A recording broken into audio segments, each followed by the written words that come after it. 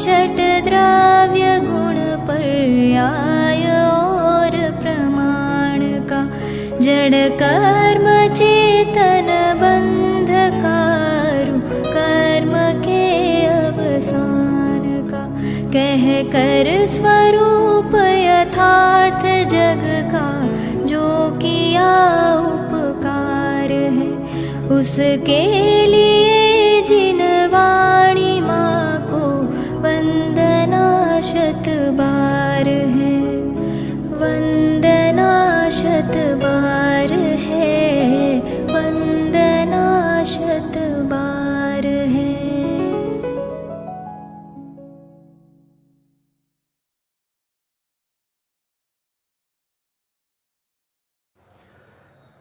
ओम नमः सिद्धेभ्यः, ओम नमः सिद्धेभ्यः, ओम नमः सिद्धेभ्यः।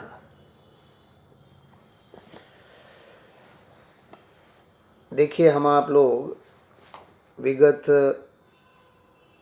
4-6 दिनों से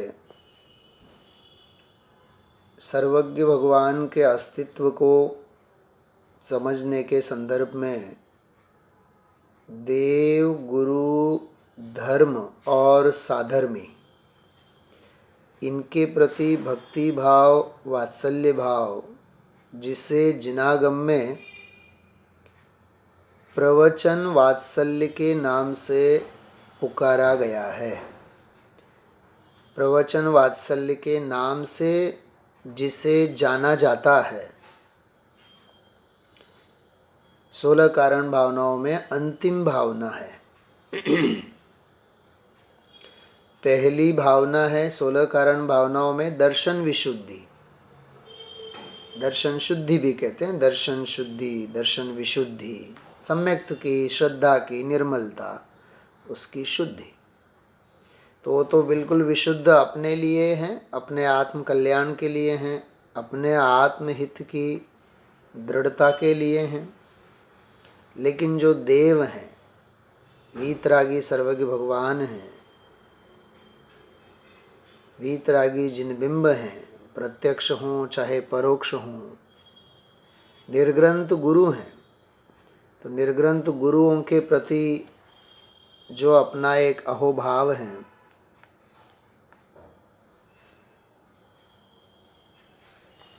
निर्ग्रंथ गुरुओं के प्रति जो अहोभाव हैं, तो ऐसे में हमें वीतरागी सर्वज्ञ भगवंतों के प्रति समर्पित होना चाहिए। उस अर्थ में भक्ति भाव की बात कही जाती है। तो देखिए, हम आप लोगों ने प्रवचन वात्सल्य भावना के संदर्भ में रत्नगुण श्रावकाचार्य के आधार से ये विषय ले रहे हैं।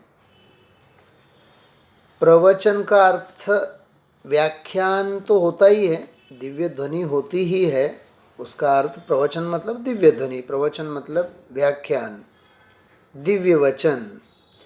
लेकिन यहाँ थोड़ा सा उसका अर्थ अलग है कि देव, गुरु, धर्म, इनमें वात्सल्य का होना, प्रीति अहोभाव का होना,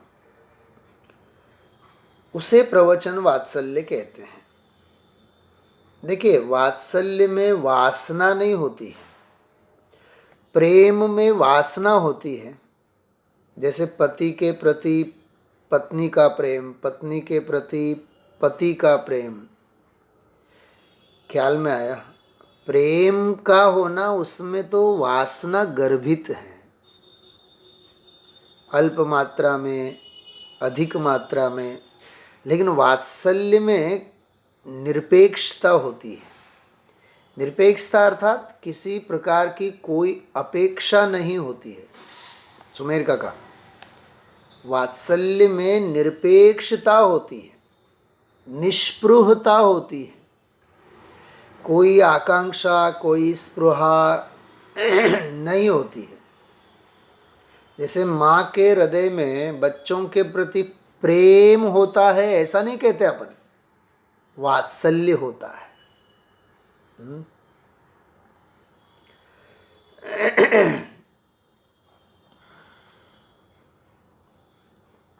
बहुत पवित्र शब्द हैं। तो प्रवचन वात्सल्य, देव के प्रति, गुरु के प्रति, साधर्मी के प्रति, आगम शास्त्र के प्रति प्रीति भाव का होना, वात्सल्य का होना। तो पहला अंश हम आप लोगों ने पढ़ा है। अब थोड़ा सा आगे बढ़ते हैं। देखिए, व्रतों के धारी, पाप से भयभीत, न्याय मार्गी, धर्म में अनुराग के धारक, मंद कषाई। वाह, क्या कहा? वो भले ही कषाई हों, लेकिन कैसे हैं? मंद कषाई। तो मंद कषाई जीव के प्रति भी वात्सल्य होना चाहिए। क्यों? क्योंकि मंद कषाई जीव को तत्व का उपदेश मिल जाए तो धर्म के मार्ग में वह जीव आ सकता है। तो उसके प्रति भी करुणा, उसके तीव्र कषाय के प्रति तो क्या करुणा अपन दिखाएंगे? वो तीव्र कषाय तो वो खड़ा ही नहीं रहेगा, सुनने के लिए ही खड़ा नहीं रहेगा, तो वो आग बबूला होकर के वहाँ से भाग जाएगा। लेकिन मंद कषाय जीव जो है ना, पात्र विना वस्तु न मळे, पात्रे आत्मिक ज्ञान। क्या कहा? महाराष्ट्र के लोग, आप लोग सुनो, एक साथ तीनों लोग दिख रहे हैं मुझे। बम्बई भी, अणुशक्ति नगर भी, यवतमाल भी और खामगांव भी, चारों एक साथ बिल्कुल बैठे हैं श्रेणीबद्ध, सम श्रेणी में, जैसे सिद्ध भगवान विराजते हो ना, ऐसे। एक वार पंखावरुनी फिरो तुझा हाथ, ग दी माडगुळकर। ग दी माँ, बहुत सुंदर काव्य है। एक वार पंखावरुनी फिरो तुझा हाथ, शेवटचे घरटे माझे तुझ्या अंगणात, शेवटचे घरटे मारे माझे तुझ्या अंगणात। हे प्रभु, मुझे कोई और चाह नहीं है। शेवटचे घरटे मतलब अंतिम भव। तो मेरे काका, मैं उसका अर्थ ऐसा करता हूँ, शेवटचे घरटे अर्थात अंतिम भव मेरा, हे अरहंत भगवान, आपके चरणों में हो, बस आपकी छाया में हो, आपके चरणों में मैं वैराग्य अंगीकार करके जिनेश्वर दीक्षा, जैनेश्वरी दीक्षा लूँ, पारमेश्वरी दीक्षा लूँ और भव से विदा लूँ, फिर भव में मैं लौट के नहीं आऊँ। ये है उसका भाव। तो देखिए, मंद कषाई जीवों के प्रति भी करुणा बुद्धि होनी चाहिए। संतोषी एवं श्रावक अने श्राविकाना गुणों, संतोषी होते हैं आत्मसंतुष्ट जीवों के प्रति भी करुणा बुद्धि होनी चाहिए। उन्हें हर हाल में तन मन धन ज्ञान आदि के संदर्भ में भी हमें सहयोग जरूर करना चाहिए। हाँ, मैं प्रायः इस बात का अभ्यास किया करता हूँ, यदि किसी भी मुमुक्षु ने, सुमेर काका, यदि किसी भी जानता हो अनजान हो, लेकिन परिचित हो कि अपरिचित हो, जाना अनजाना हो, कोई भी मुमुक्षु, कोई भी आत्मार्थी, वो केवल यहाँ के प्रॉपर नहीं, राजकोट के ही नहीं, ऑल ओवर इंडिया हो ही हो, चाहे देश विदेश में से हो, कोई भी हो,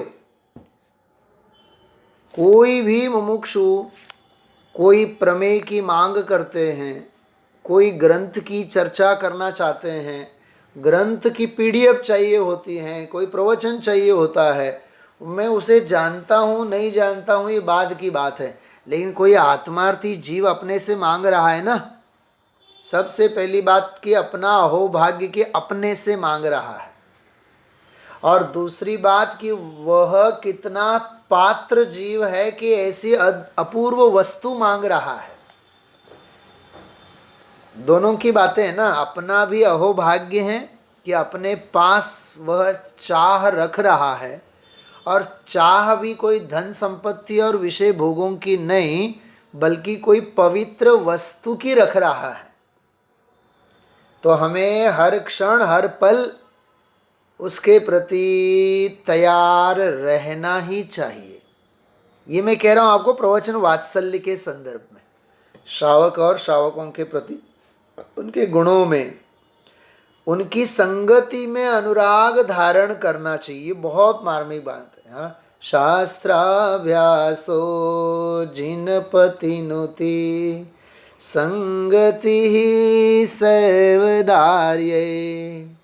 हाँ, भाभा अणुशक्ति नगर, समझ में आ रही भाषा?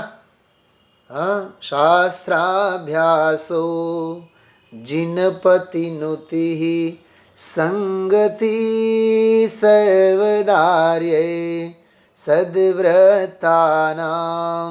गुणगण कथा दोषवादे च मौनम। दोषों के कथनों में मैं मौन से हूँ। हाँ वकील साहब, कोईनी निंदा नहीं करूँ, कोईनी बुराई नहीं करूँ, मारे मारे શું લેવું દેવું? હા, જેના પરિણામ એની સાથે। ખ્યાલમાં આવ્યું? હા, આજે એક બહુ અદ્ભુત વસ્તુ વાંચવામાં આવી, બહુ માર્મિક વસ્તુ છે। જો શું છે આ? એલચી છે ને, એલચી જમ્યા બાદ આપણે એલચી, ઇલાયચી, હા, બડી સૌફ, મુખવાસ મોઢામાં નાખતા હોય। જિંદગી જીવવા જેવી લાગશે, છેલ્લી લીટી છે ને, જિંદગી જીવવા જેવી લાગશે ક્યારે? જોયા કરજો અને જોતા જોતા જતું કરજો। જોયા करजो, बस देखा करें और जतू करजो, जाने दो।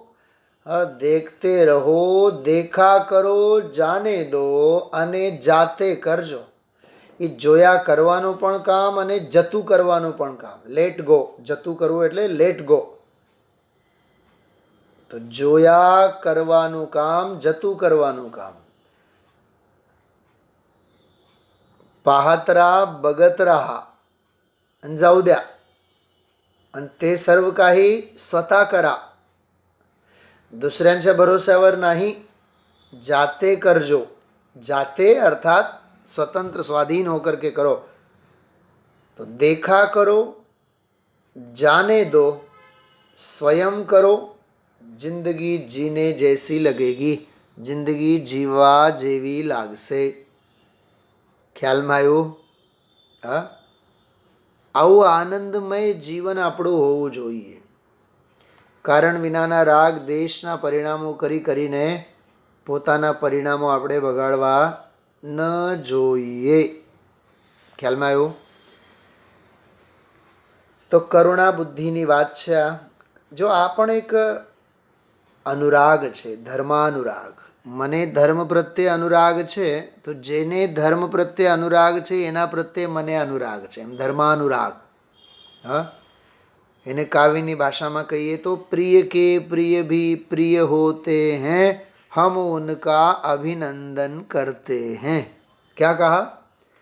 प्रिय के प्रिय भी प्रिय होते हैं, हम उनका अभिनंदन करते हैं। सासू ने कहा बहू रानी से, आज पूरन पोली बनाओ।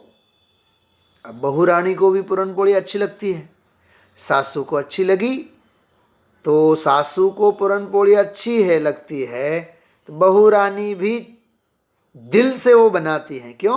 क्योंकि हमें सासू जी अच्छी लगती है, तो सासू जी को पूरन पोली अच्छी लगती है। प्रिय के प्रिय भी प्रिय होते हैं, हम उनका अभिनंदन करते हैं। देखो, एक बहुत मार्मिक बात है, आप लोग इसको बहुत हल्के में मत लेना कि हम किसी की भी धर्म की भावना की अनुमोदना कब करते हैं? जब हमें धर्म के प्रति अहोभाव हो तब। क्या कहा? सुनो आप, जैसे हैंड राइटिंग होती है ना, कईयों की कैसी होती है? स्वयं हम लिखें और खुदा बाँचे, हम लिखें और खुदा बाँचे, जैसे वो डॉक्टरों की प्रिस्क्रिप्शन होती है, बहुत गंदी अक्षर है, गंदा लेखन होता है, एक भी अक्षर, तो अक्षर सुवाच्य होने चाहिए, अच्छे होने चाहिए। इसका आग्रह किसको होता है? जिसको खुद को अच्छे अक्षर अच्छे लगते हैं। सुंदर अक्षर लेखन कार्य सुवाच्य का होना, जिसे अच्छा लगता है वही अच्छाई का आग्रह रखेगा ना। जिसके खुद के गंदे अक्षर हैं वो दूसरों को क्या प्रेरणा देगा कि अच्छे अक्षर करो? तो धर्म के मार्ग में आओ, ये कौन हमें सिखाएगा? जो स्वयं धर्म के मार्ग में हो। दुकान में बैठे बैठे जो लाखों रुपए कमा रहा है वो हम आप लोगों को कहेगा कि धर्म करो? उससे उम्मीद हम रख सकते हैं कि वो धर्म करने की हमें प्रेरणा देगा? बहुत बड़ा धर्मात्मा, वो तो उसे बहुत बड़ा धर्मात्मा कहना ये भी झूठ है। क्यों? आधा अधूरा थोड़ा बहुत सुन लिया फिर विषय भोगों में लग जाता है। आज सुबह के स्वाध्याय में मैंने कही थी बात, धंधा व्यापार चलता है तब तो कर्म धारा बलवान, अब जब अवकाश मिलता है, छुट्टियां मिलती हैं, तो उनको भोगने में लग जाते हैं, ये कर्म धारा। मोक्ष मार्ग में कर्म धारा और कर्म फल धारा, इनका कोई औचित्य नहीं है। बात समझ में आ रही है? हाँ, एक बहुत मार्मिक बात कह रहा हूँ, ध्यान से सुनना। 4 प्रकार के ध्यान कहे गए हैं जिनवाणी में, आर्त ध्यान, रौद्र ध्यान, धर्म ध्यान और शुक्ल ध्यान। लेकिन आर्त ध्यान और रौद्र ध्यान को अपध्यान कहते हैं। कौन सा ध्यान वकील साहब? अपध्यान। अपध्यान એટલે ખોટા ધ્યાન, ખોટા ધ્યાન એટલે નરક નિગોદાદી પશુ ગતિનું જે કારણ, એવું ધ્યાન એને અપધ્યાન કહેવાય. એ સાચું ધ્યાન છે જ નહીં. મોક્ષ માર્ગમાં કયું ધ્યાન કામનું? ધર્મ ધ્યાન. અને વર્તમાનમાં તો શુક્લ ધ્યાન તો હોય જ નહીં.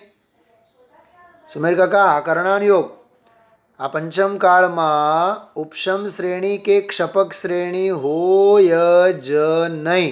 આ ભરત क्षेत्र में तो शुक्ल ध्यान तो श्रेणी के ही गुणस्थानों में होता है और श्रेणी इस पंचम काल में होती ही नहीं है.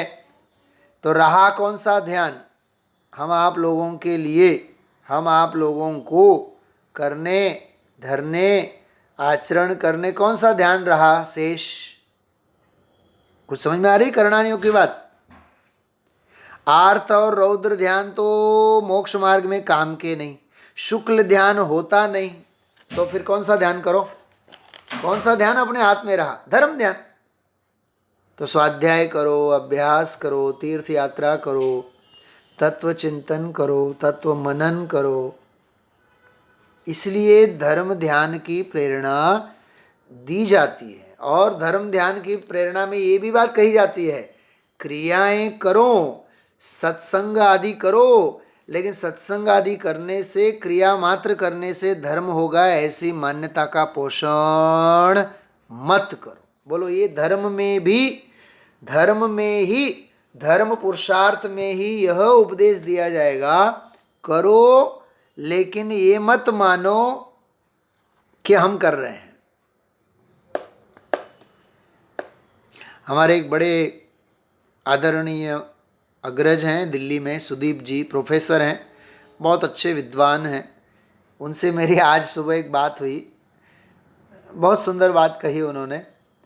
बोले कि हम लोग बोला करते हैं कि भगवान कुछ नहीं करते हैं, भगवान कुछ नहीं करते हैं.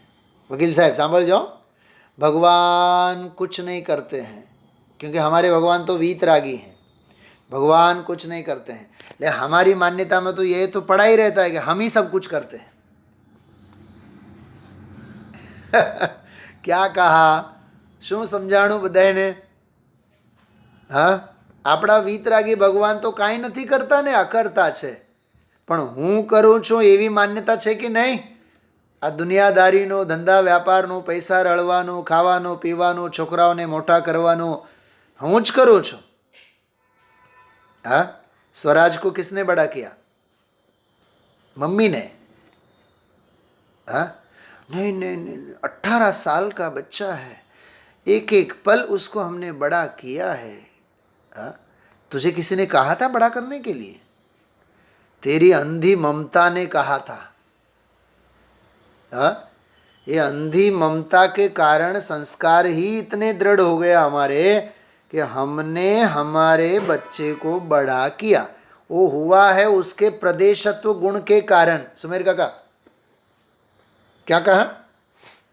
वो हुआ है उसके प्रदेशत्व गुण के कारण, उसके वस्तुत्व गुण के कारण, उसके द्रव्यत्व गुण के कारण। छह सामान्य गुणों को लगाओ, अस्तित्व उसका उसमें है कि नहीं? प्रयोजनभूत कार्य करने का वस्तुत्व गुण उसमें है कि नहीं? उसका नाम भी क्या है? स्वराज। तो उसका खुद का राज उसमें नहीं है? स्वराज की मम्मी तो अभिमान लेकर के घूमती है कि हमने बड़ा किया, हमने बड़ा किया, हमने बड़ा किया। हाँ, समझो आप इस बात को, बहुत मार्मिक बात है। अरे एक बाल आधा सफेद रहता होता है और आधा काला रहता है। तो आधा काला रहा वह अपनी योग्यता से, और आधा सफेद हुआ वह अपनी योग्यता से। સાંભળજો, બહુ સરસ વાત કરો છો વકીલ સાહેબ। એક વાળ અડધો કાળો રહે છે અને અડધો ધોળો થાય છે। તો અડધો કાળો અને અડધો ધોળો એ ચમત્કારની વસ્તુ નથી। વાળ એક, અડધો કાળો અને અડધો ધોળો એટલે ચમત્કાર છે, પ્રકૃતિનો તો ચમત્કાર જ કહેવાય ને। આપણે કાંઈ કર્યું નથી, પણ વસ્તુનું પરિણમન ચમત્કારિક છે ને, એમ કહું છું। हाँ, अरे चैतन्य स्वभावी भगवान आत्मा एक समय में सामान्य अवलोकन भी करे और विशेष अवलोकन रूप देखे जाने भी, देखे भी और जाने भी, ज्ञाता और दृष्टा एक ही समय में आत्मा में वर्तता है। ये चमत्कार नहीं है तो और क्या है? हाँ,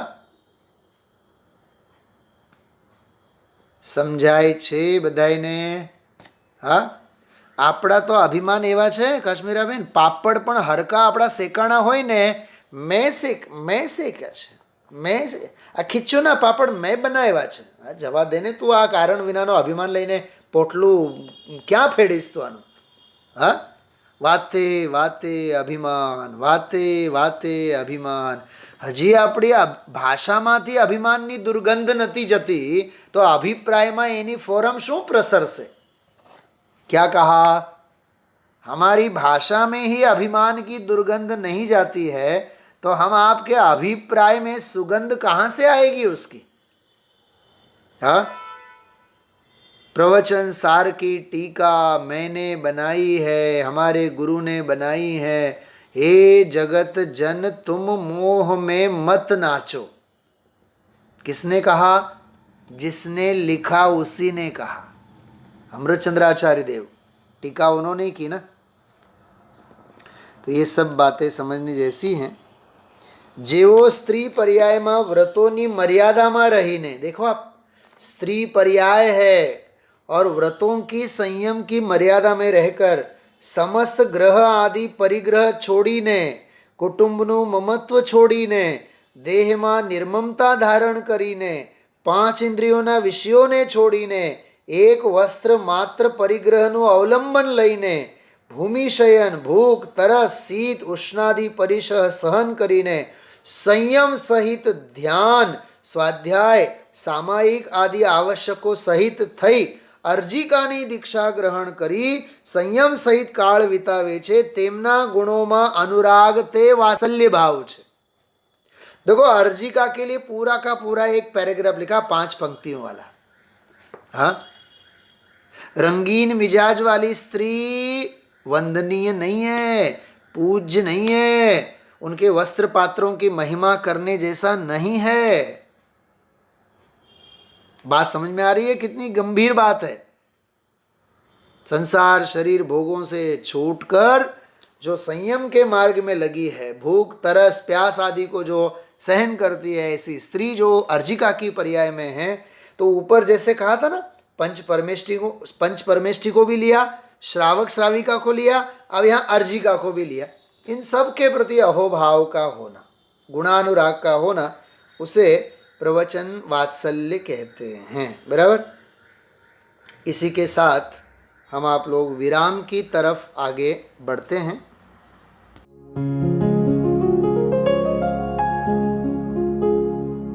निज निधि निज में बताए, यह अनंत उपकार है उसके लिए जिन वाणी माँ को वंदना शत बार है, वंदना शत बार है, वंदना शत बार है।